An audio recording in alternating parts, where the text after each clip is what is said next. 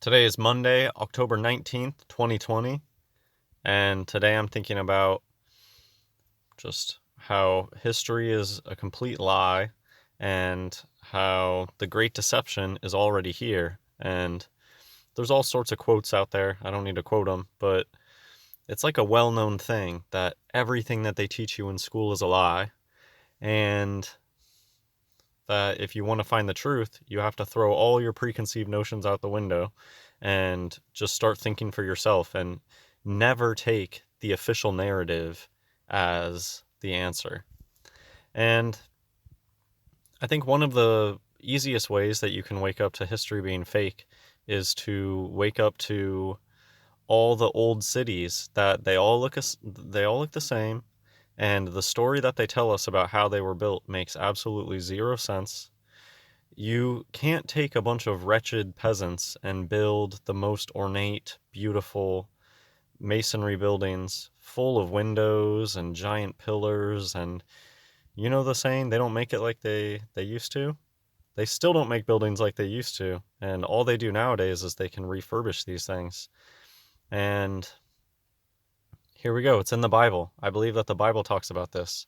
And I hate the opposition, the controlled opposition. They say mud flood. They like to just come up with their own things and distract people from the obvious truth. And these are buildings that are left over from before Noah's flood. And so that's what people call the mud flood.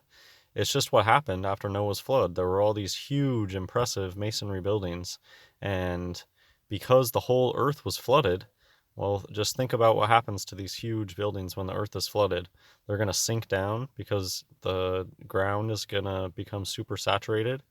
And also, there's going to be a sediment layer. So, a big part of our history that gets covered up is there's a bunch of people that they found stuff, and what they do is they dig it out of the mud, dig it out of the dirt and the sediment layer, and then they say, "Oh, I built this." And they make up a story about how their great grandparents or something built it. Well, let's read this verse. Isaiah chapter 54, verse 3.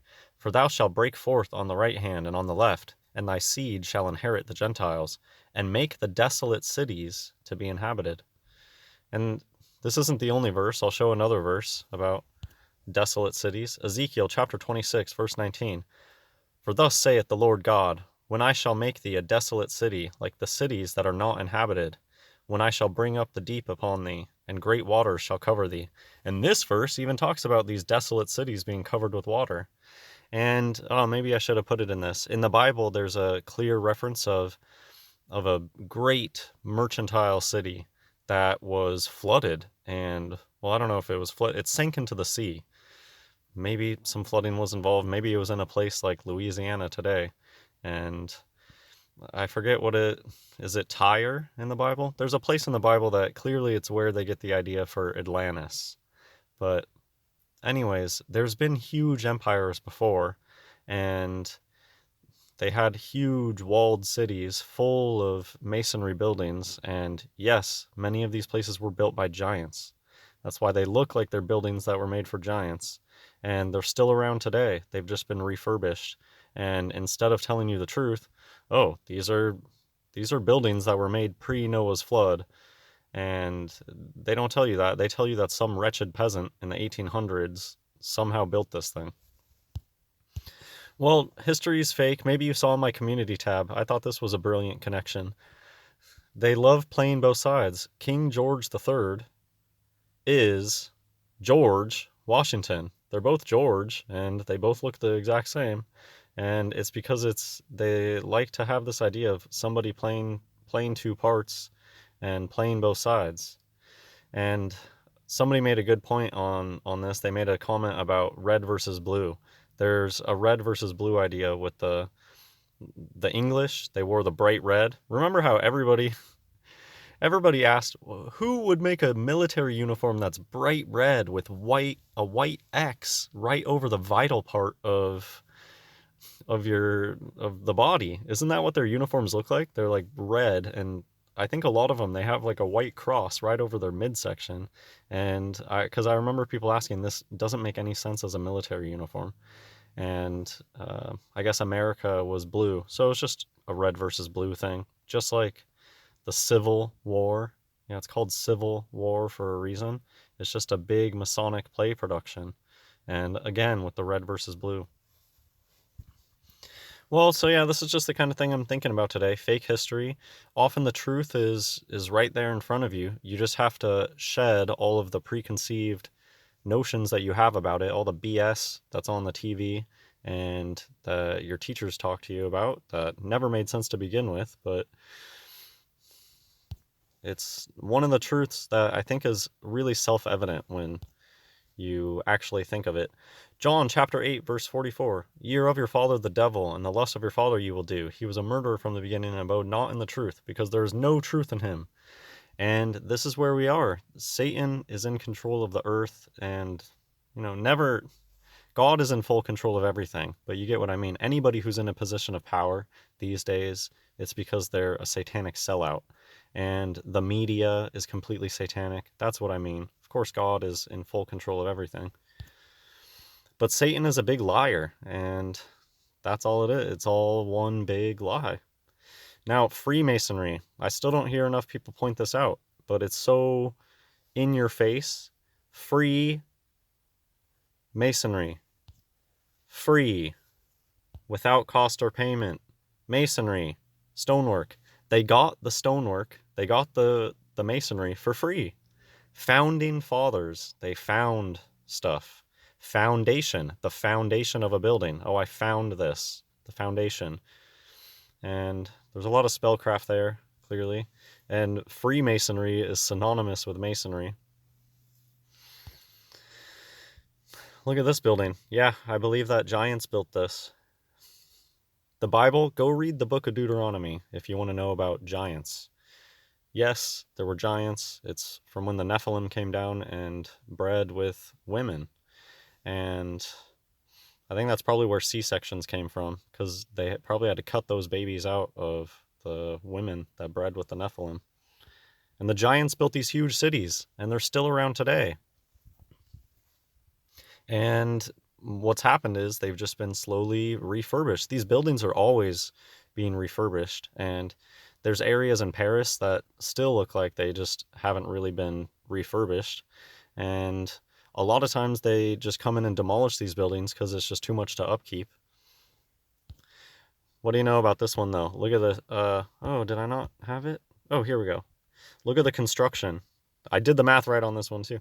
1757 to 1790. How many years is that? It's 33 years. They say that this was built in 33 years. 57 to 90. Yeah, that's 33 years. They say it took to build this. I don't think so. Probably took longer. And they don't build them like they used to. 20 secrets about the mole people. It's a well-known thing that Paris, New York City, they have undergrounds. And you don't even have to go to the big cities. Just on the west coast of America, almost every town has like a downtown area. And just the word downtown. Down actually means like under the ground. And there's so many small cities out here, cities that are small today, that have these elaborate, grand masonry buildings all over them. And just usually what it'll be is it'll get taken off by a church or something, or government things. Near where I live, there's these amazing old world buildings, and it's something really stupid and benign. It'll be like the local water district building or something. And it's like, no, there's no way that somebody put this much effort into building something that just ends up being some modern day government building. It's nonsensical. And the point is that these buildings were just around, and the people that are in control of this place, they just need to make it be something so that people aren't allowed to go walk around there unless they have the right badge or whatever. This is just an interesting thing. I've visited Paris before, and going down into the sewer systems is one of the most interesting things. I think that those sewer systems have been around for a long time. This is something that they use to clean the sewer systems, and it looks really, really old. It's probably original. This stuff, they're probably still using the sewer systems that were around in biblical times. The stuff was built to last. And a lot of times they don't have the means to keep these buildings, so they just destroy them. And I think World War I and World War II were probably big operations to obscure history. They they write a new history all while demolishing old history. There's no basement at the Alamo. I think the Alamo is a good contender for modern fake history. Like they just built this and then pretended that it's really old. I don't know what's going on with the Alamo, but I think it's interesting how there's this meme about there's no basement at the Alamo, and all the true old world buildings, they have basements to them. It's just something that's kind of stuck with me. There's something strange about the Alamo, and it's probably just a big theatrical production. Much ado about nothing. And kind of a side topic, one that I've been thinking about is the atmospheric electricity thing, and how another, just a truth in plain sight. Lots of times they'll just present the truth to you, and it's like they leave it up to you to put the pieces together. Just because they don't come out and tell you, hey, the power lines are how we collect power, they'll kind of tell you an allegory about it instead. So the kite experiment. Lightning and electricity are the same phenomenon. And what is that phenomenon? Atmospheric electricity. That's what that proved. Look at this. I told you about this. A lot of times, if you look up power plant related things, what you'll actually see is a photo of power lines. They love showing you the power lines right in the front. And then who knows what? Could just be a Disneyland prop. Here was another one with power lines right in front. And I mean, of course, there's going to be power lines, but where's the super thick cable coming out of the power plant? I don't know. To me, these, what they claim are generating power plant things, they just look like some industrial thing. It doesn't look like, oh, this is where all the power is being made. And I guess I have some more things about that later. I'll talk more about it. Here was some nuclear power company in Tigard, Oregon. Look at the address. I've mentioned this before. They like the idea of 665 because it's just one away from 666. 665 going on 666. Nukes are fake, and it's just Disneyland. I liked how this is what the nuclear power company looks like. What? Shrouded by trees. Don't these just look like some low-scale industrial thing? Who knows what they're doing here? Not much, though. This one's right next to a veal farm. Look at this bozo. And they got power lines in this shot, too. Wind farms. These wind turbines are nothing but a prop. There's no way that they are generating large amounts of power. It's mostly a prop. It's just a smoke screen. What a bozo. Here's where something's actually happening. Okay, this looks impressive and like it's actually doing something. These are props. What a smug bozo. Their phone number has the very last four is 999, which is upside down 666. So the thing that I just want to say about power plants, did you guys ever play games like this? If power plants were real, then they would need to be constantly building more power plants. But all they do these days is talk about shutting down power plants because they want to buy into this global warming stuff and talk about coal power plants and all that, instead of telling you, hey, we've always had clean energy and they just collect it for free from the atmosphere. They don't tell you that. They just want to write this whole tale about power plants. And I used to love playing games like this, and the way that games like this work is, as your population grows, you need to keep building more power plants because the demand for power grows. But think about how real life works. Where I grew up, the population started out really low, and it was just a population boom in the area where I lived. You never heard about them building new power plants around. I don't even know where the nearest power plant is to where I grew up. There just aren't power plants around. How does this all work? How do they stay consistent with the population growth in areas? Just think of how much population has grown in a place like California. It's not like they've been building 10 times more power plants.